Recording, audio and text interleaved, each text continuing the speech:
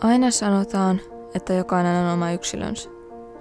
Sanotaan, että jokainen on omalla tavallaan tärkeä. Jokaisella meillä on joku tarkoitus. Joku asia, jossa on hyvä. Elämä kantaa, sanotaan. No, musta tuntuu, että elämä on unohtanut mut kokonaan.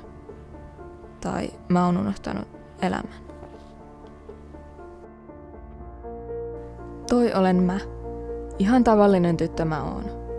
En mitenkään erityinen tai ihmeellinen.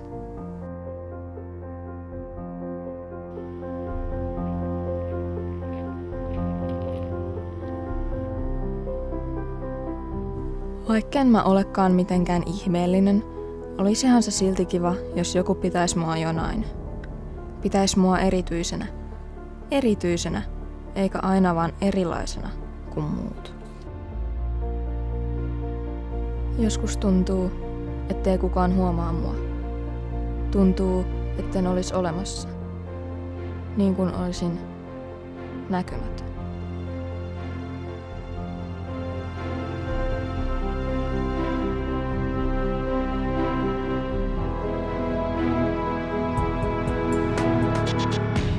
Miten tätä elämää pitäisi pystyä jatkamaan joka päivä eteenpäin?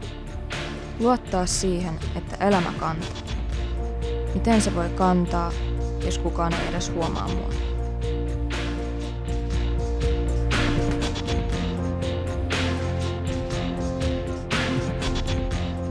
Mitä jos mua ei oikeasti olekaan olemassa?